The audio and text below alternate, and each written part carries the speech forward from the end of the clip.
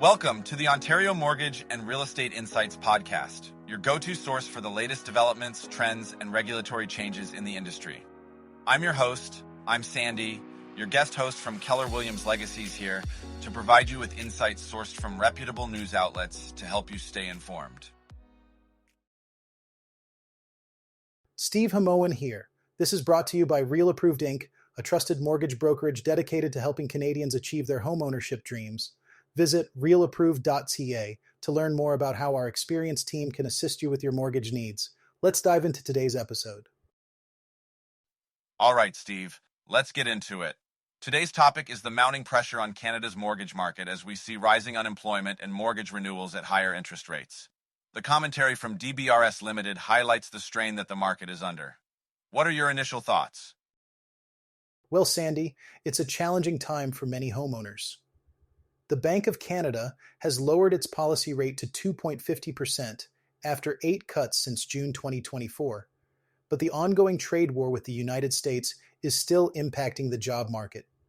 We've seen unemployment rise to 7.1% by August 2025, up from 6.7% a year earlier. That rise in unemployment is closely linked to the increase in mortgage defaults, which have climbed to 23 basis points in June 2025 from 19 basis points the previous year. It's concerning, Steve. As unemployment increases, more households could face a cash flow shortage, potentially leading to more mortgages in arrears. The DBRS commentary suggests that mortgage defaults are highly correlated with unemployment and house price decreases. How do you see this playing out for homeowners? I think homeowners are going to feel the pinch, Sandy. Many Canadians will renew their mortgages at higher rates over the next 2 years. For every 1% rise in mortgage rates, households need to spend about 4% more of their income on payments for an uninsured mortgage and about 4.5% more for an insured one.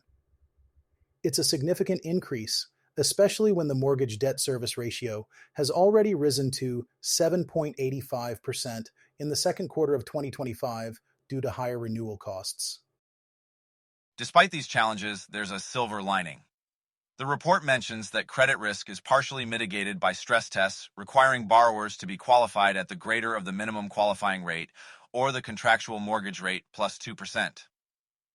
Plus, the consumer savings rate, while down from 6.2% in the second quarter of 2024, remains elevated at 5.0% in the second quarter of 2025, which is still above pre-pandemic levels. It shows a bit of resilience, don't you think? Definitely, Sandy. Household net worth and home equity are providing a buffer against downside risks. The average Canadian household holds an estimated net worth of $1.08 million, including $389,000 in home equity. The real estate equity ratio is at 73.7% in the second quarter of 2025. However, we can't ignore the fact that the large wave of mortgage renewals at higher rates, combined with rising unemployment, could still lead to higher delinquencies and potential losses. It's a complex situation, Steve. Housing market activity has been a bit of a roller coaster. National average unit sales were flat year over year as of June 2025, but there was a rebound at the start of the third quarter, with unit sales and prices up 5.7% and 1.9% respectively by August. The Greater Toronto Area and Greater Vancouver Area saw similar patterns with significant rebounds in sales in August. It seems like there's still some resilience in the market. Yes, and the federal government's efforts to address affordability, like eliminating the goods and services tax for first-time buyers of new homes valued up to $1 million, are steps in the right direction. However, the Canada Mortgage and Housing Corporation projects that restoring affordability to 2019 levels would require between 430,000 and 480,000 new housing units built annually for the next decade, which is a tall order. Agreed, Steve. The situation remains fluid, and the resilience of Canadian households will be tested as these economic and policy headwinds persist. It's going to be interesting to see how it all unfolds in the coming months. All right, Steve, let's shift gears and discuss the Canadian economy's sluggish outlook, as highlighted by Oxford Economics. The firm recently shared its insights, suggesting that Canada's economy will remain weak through 2025. with housing activity picking up, but prices still expected to slide into 2026. It seems like there's a lot of uncertainty hanging over the economy. What are your thoughts on this? Absolutely, Sandy. Oxford Economics points out that Canada is teetering on the edge of a recession through 2026. They mention ongoing uncertainty around trade and a softening labor market as key risks. The Bank of Canada's recent rate cut was aimed at easing inflationary pressures, but the outlook remains cautious. With inflation expected to average 2.6% next year, down from earlier projections, the labor market is still under strain. It is a complex situation. Yes, and Oxford Economics also mentioned that the unemployment rate is expected to rise to 7.4%, although they anticipate it will fall relatively quickly into 2026 as population growth slows. It seems like we're in for a prolonged weak growth cycle, with quarter-by-quarter gains expected to be minimal. The uncertainty over tariffs under the United States-Mexico-Canada agreement adds another layer of complexity, don't you think? Certainly, Sandy. Until Canada secures a trade deal similar to those achieved by the United Kingdom or the European Union, there is this cloud of uncertainty over tariff rates that could dampen investment.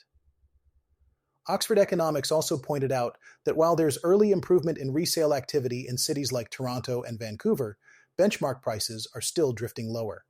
It's a tentative rebound in housing overshadowed by falling prices. It seems like further rate relief is expected to bring more buyers and sellers back into the market this fall, but the balance is likely to tilt towards a buyer's market. Oxford Economics projects that modest price growth could resume by 2027, but structural challenges are expected to limit the upside. They're forecasting that home prices will rise only slightly faster than inflation over the next 5 to 10 years. What do you make of this outlook?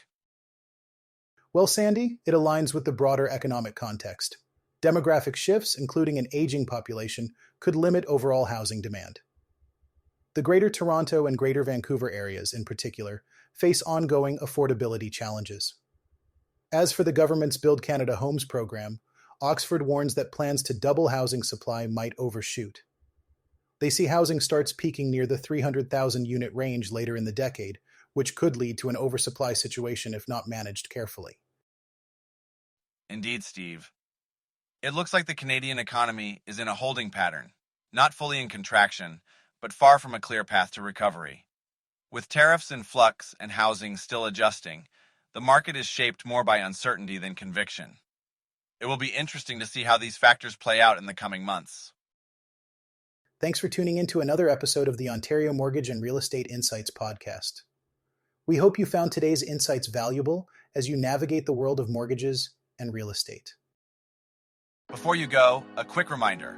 Real Approved is here to make your mortgage journey smoother. Whether you're buying your first home or refinancing, their experienced team is ready to guide you with personalized support every step of the way. Visit realapproved.ca to get started and take the next step toward achieving your home ownership goals. Catch you next time and stay informed with the latest industry insights.